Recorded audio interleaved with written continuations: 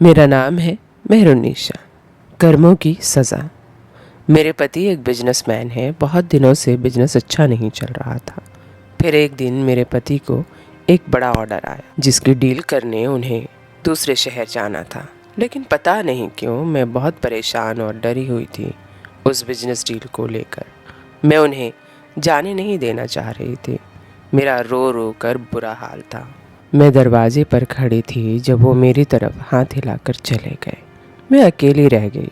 मेरी जेठानी ने उसी समय मुझे मेरे बालों से पकड़कर अंदर की तरफ खींचा और मुझे मेरे कमरे में ले गई। कहने लगी पागल हो गई हो क्या? अपने पति के काम पर जाने पर ऐसे नहीं रोया करते। ये बुरी बात होती है। चुप करके बैठो, वरना पता नहीं देवर जी का सफ़र कैसा गुजरेगा। जेठानी ने मुझे डांट दिया। वो मुझसे काफ़ी बड़ी हैं तो उनका आदर करना मेरा फ़र्ज़ है। इसीलिए मैं अपने कमरे में चली गई। शाम को उठी तो दिल बोझल सा था।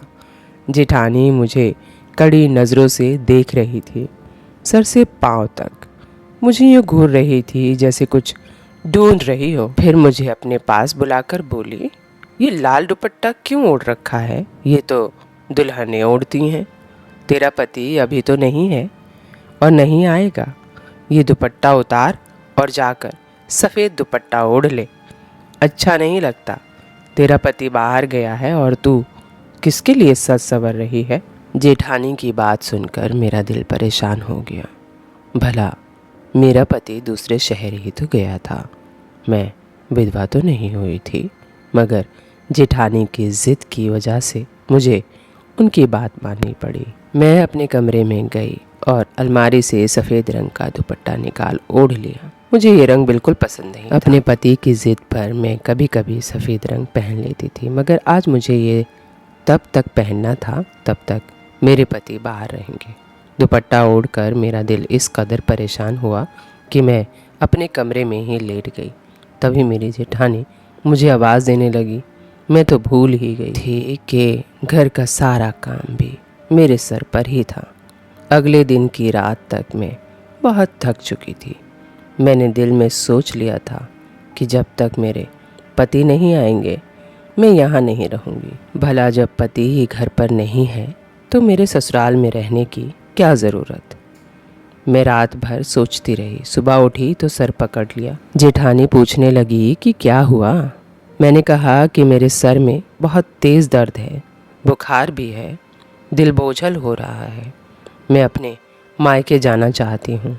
दरअसल ये एक बहाना था जिसकी वजह से मुझे अपनी जेठानी से छुटकारा मिल जाता, मगर उन्हें तो जैसे किसी की परवाह ही नहीं थी। अरे मामूली सा बुखार है, शाम तक उतर जाएगा, और अगर ना उतरा तो फिर डॉक्टर के पास ले जाऊंगी। जेठानी ने मुझे तसल्ली दी, मगर मैंने कहा दीदी मुझे मायके जाना है, मैं मम्मी पापा से मिलना चाहती हूँ, दिल का बोझ भी हल्का हो जाएगा। क्यों भाई, तेरे दिल पर कौन सा बोझ है? हम भी तो अपने पति से कई कई महीनों दूर रहते हैं। जेठानी जैसे मुझसे अपने गम का बदला ले रही है। मैं परेशान खड़ी थी कि उन्होंने मेरा कंधा थपथपाया और मुझे चारपाई पर बैठने को कहा। मैं बैठी तो जेठानी ने मुझसे कहा कि मैं यहाँ से एक कदम भी ना हिलूं। मैं वहीं बैठ गई।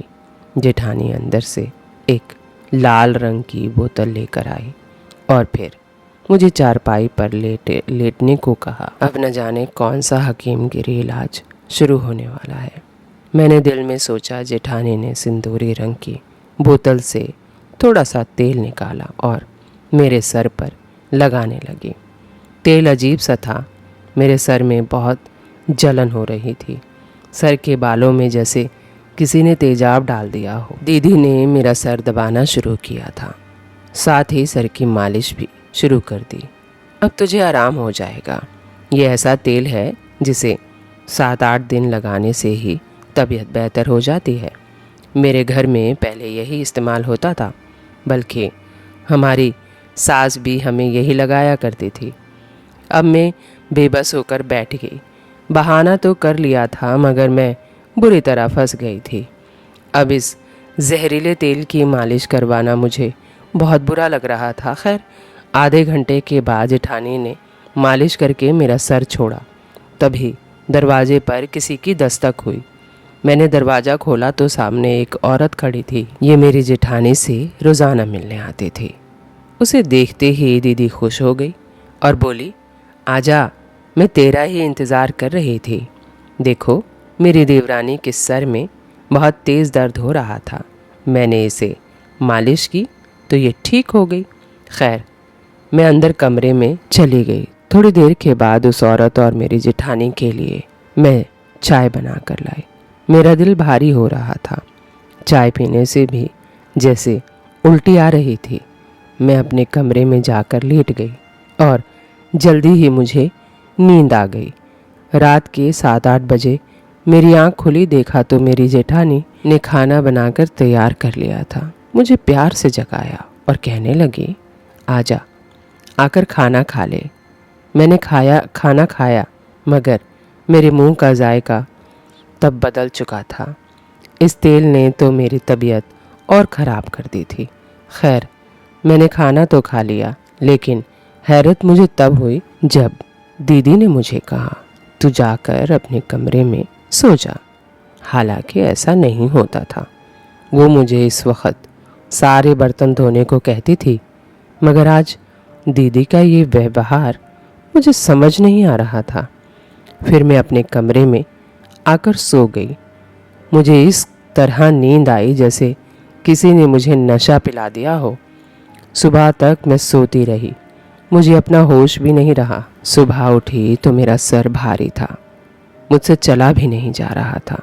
मैंने अपनी जेठानी से कहा, दीदी, आपने तो मुझे सही करने के लिए ये तेल लगाया था, मगर इसने तो मेरी हालत और भी ख़राब कर दी। मुझसे चला भी नहीं जा रहा। तबीयत और भी ज़्यादा ख़राब हो गई है। दीदी ने हंसकर कहा, अरे 7-8 दिन के बाद ही तो ये तेल असर करेगा। अभी तो तेरी तबीयत इससे ख़राब होगी, क्योंकि इस तेल की वजह से शुरू में ऐसा ही होता है। दीदी की बात पर मुझे थोड़ा सुकून तो मिला, मगर मुझे अजीब सा लग रहा था। अगली रात भी जब मेरी तबीयत ऐसे ही ख़राब हो गई तो मैंने सोचा, इस तेल से छुटकारा पाने का यही तरीका है कि मैं अपनी जेठानी की तेल वाली बोतल ही छुपा दूं। फिर मैंने ऐसा ही किया। शाम को वो अपने किसी काम से बाहर गई तो मैंने वो तेल की बोतल लेकर गमलों के पीछे छुपा दी और सोचा कि अगर ज़्यादा हंगामा किया तो उन्हें बता दूंगी।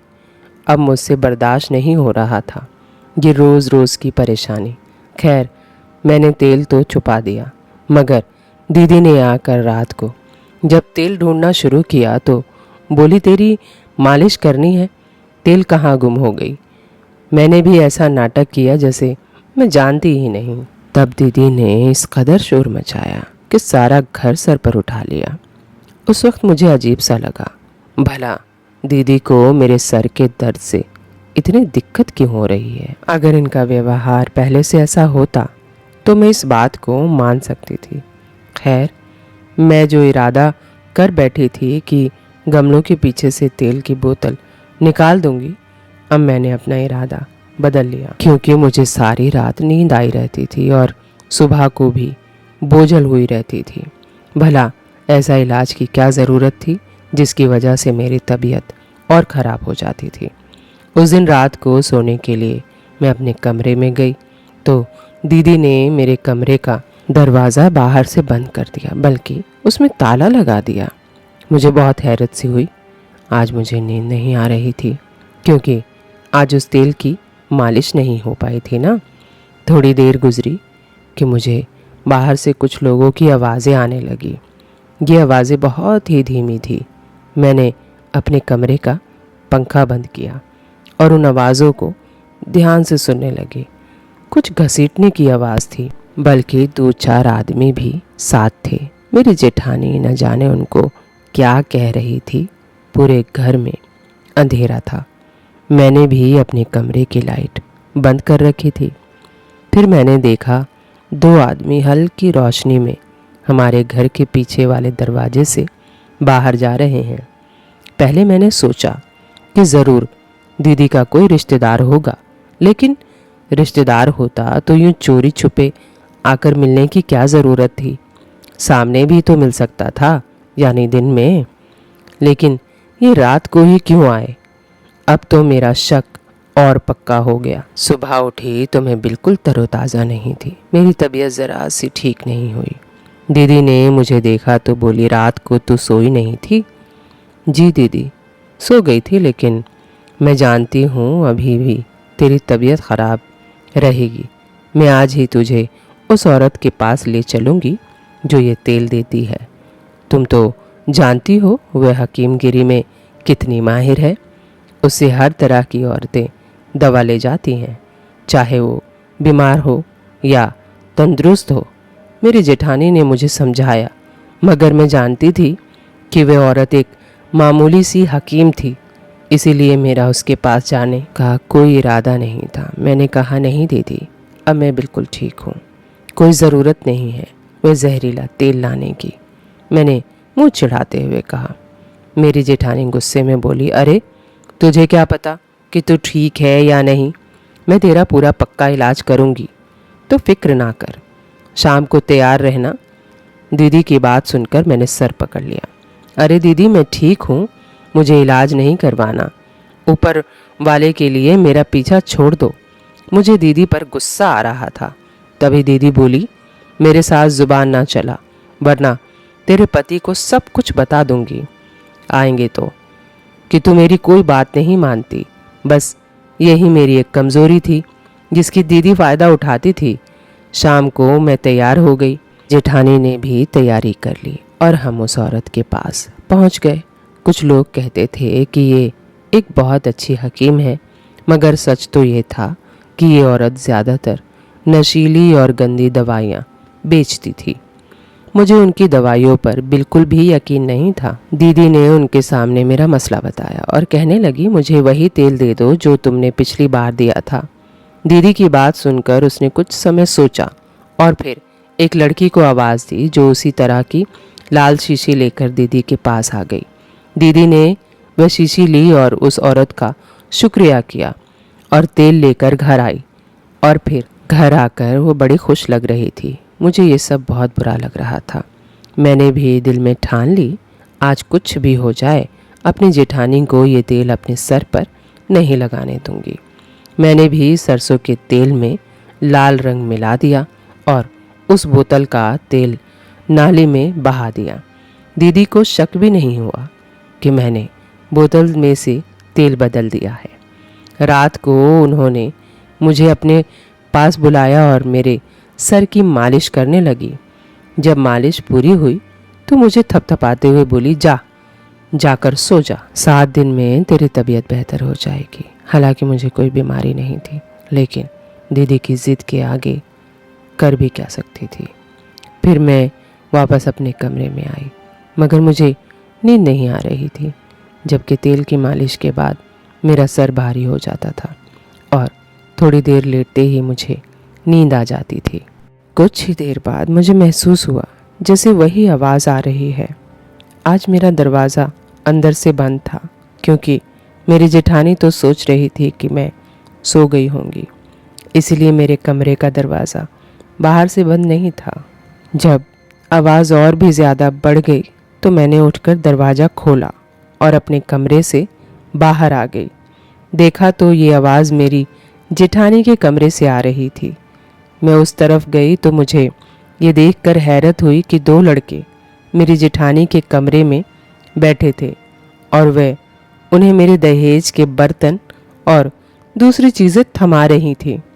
लड़कों ने अपने चेहरे छुपा रखे थे। क्या मेरे दहेज का सामान जेठानी जी चोरी करवा रही हैं? ये सोचते ही मुझे चक्कर आने लगे। आगे बढ़कर मैंने अपनी जेठानी का सामना किया और कहा कि ये कौन है और मेरे दहेज के बर्तन इन्हें क्यों दे रही हो? आप मुझे देखकर दीदी बौखला गई। तू यहाँ कैसे? तुझे कहा था ना कि जा कर सो जा।